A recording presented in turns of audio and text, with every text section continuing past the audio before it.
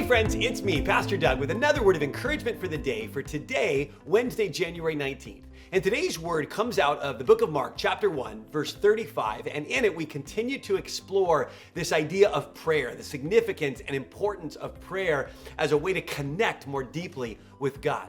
So I want to read this to you. This is a description of something that Jesus did. Here we go. It says this: very early in the morning, I already don't like this verse, very early in the morning, while it was still dark, definitely don't like that part, Jesus got up, left the house, and went off to a solitary place where he prayed.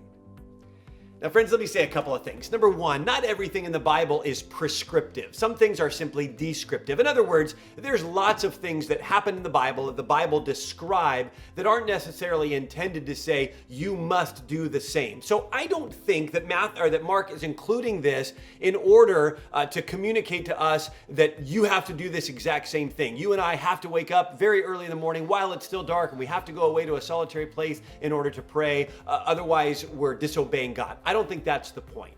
But it is significant for us to take note of the fact that Jesus did get up early while it was still dark and go away to a solitary place to pray. That is an example for us to consider as we think about our daily rhythms.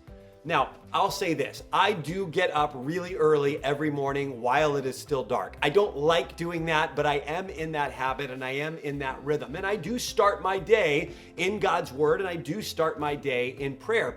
But I've got to tell you this, one of my objections every day, or one of the things that makes it difficult for me to do that every day, is that every day, the moment I wake up, my phone is already telling me what I need to give my attention to.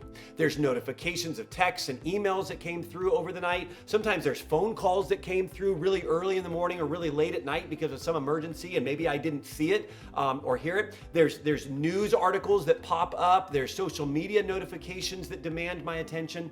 And it's really hard for me to begin connecting with God first before I connect with my phone and everything that my phone is telling me to do. And it doesn't even have to be the phone.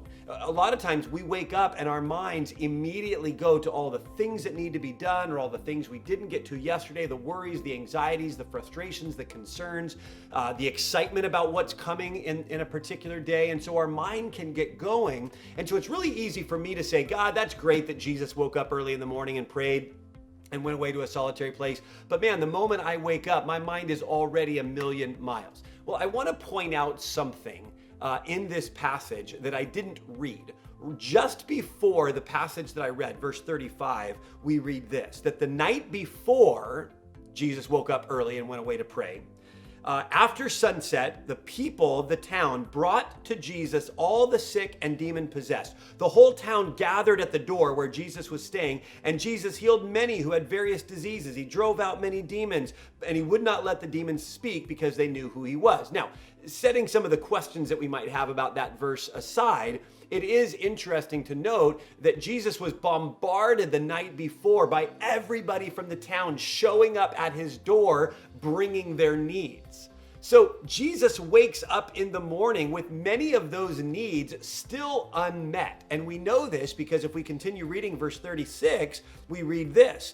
After Jesus went off and away to go pray that morning, Simon and his companions went to go look for Jesus. And when they found him, they exclaimed, "Everyone is looking for you."